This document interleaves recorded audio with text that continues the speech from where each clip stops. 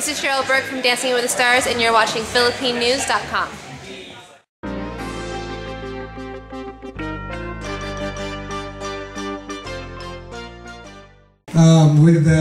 With Franchesca, we're sending the press the YouTube video of her last fight. Her last fight she fought in Germany against the #1 pound-for-pound female boxer in the world at 126. The thing about Franchesca that presents a challenge in a lot of our eyes is that she is quite bigger than Anna. This is the first time that Anna's fighting somebody that's actually bigger than her. Usually at 122 pounds, Anna's the big one, and everybody's much smaller. But in this case, Franchesca's almost 5'5". She really is the majority of her 20 wins came out of 130 pounds. Her 3 title fights were only lost by 2 opponents. One was for the WBC 130-pound championship, which she lost twice to one of the best 130-pounders that Canada's ever produced. And then after that, she went to Germany and fought at 126 pounds and lost a decision against who they say is the pound-for-pound best female boxer in the whole world, in Ina Menzer. So this is an opportunity where she feels that at 122, she's able to carry her power down. And she really feels that with her 20 wins, 11 knockouts, and she's had plenty of training time. She's been training for 6 weeks now. So she's ready to go. She wants to challenge Anna. She feels that she deserves the WBO title shot. And of course, with us, Anna never says no to any world championship fights. I've never heard her say no to any challenges that are out there. It's Anna's ultimate goal to become the first ever Filipino, male or female, to become the undisputed champion in one weight class, which is very difficult to do because every organization has solid world champions that have to fight their mandatory challengers. So, of course, everybody already knows that the one that she lost was her bid against Lisa Brown.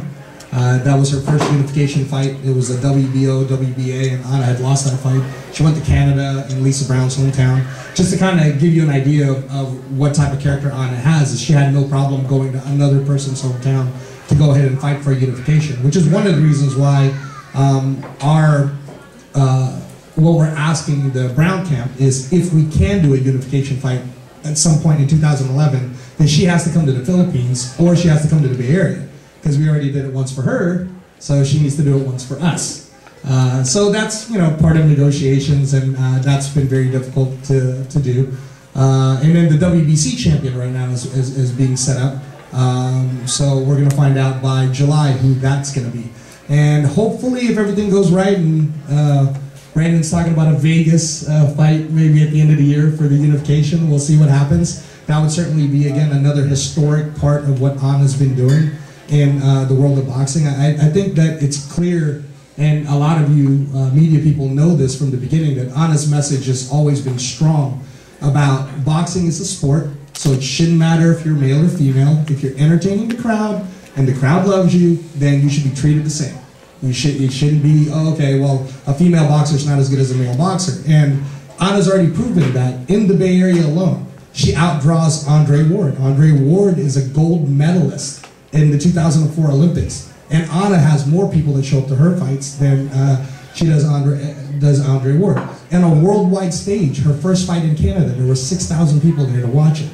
In the Philippines, the fight they're trying to stage right now is going to be at Araneta, and they're assuming that it might be anywhere from 20,000, but there's even rumors that she may just do the fight at the Mall of Asia so that 90,000 people could come and watch it at the event. So again, she's changing the way people think because she's Anna the Hurricane Julaton. She doesn't shy away from challenges. You're not going to find Anna in a fight where it's going to be some unmatched or very, very weak opponent. It's always a strong opponent. I think every single fight you've seen Anna in so far is always a challenge. And this next one, Francesca's got 30 fights. Anna has 10. So she's already got 3 times the amount of experience. She's bigger, she's stronger. But my personal opinion, and I always have to say this, is I actually think that Anna's gonna. A lot of people right now within the writers will say, and when you watch Anna's last fight with Villalobos and Francesca's last fight with Ina Menzer, all of you guys who watch it will say, I think this is going to go to distance. It might be one of Anna's toughest fights. But I actually think this fight's going to end up more like Pacquiao Margarito. I think that Anna's just going to pretty much destroy Franchesca Alcanter, and I really think that the difference was last year she was coming off of a loss with Lisa Brown, and I think that played with her mind a little bit. You know, having stitches in your head put in after a fight plays with your mind a little bit. So yeah, so it's gonna be exciting. You know, in February, it'll be my 7 years of being a boxer, or being in the sport of boxing, and I feel like a lot of my aspirations of continuing on to the sport was being able to have such a great support from the Bay Area. So, again, for those of you who don't know my background, I have a background in martial arts, and over at Westland School, my teacher, Coach Shepard, he would always say that you always want to surround yourself around people that'll put you in a spot of success. You know, you always want to be positive and so forth. And I felt like a lot of that has really helped me in the ring, in the amateurs, in the professional ring, and also winning my first world title.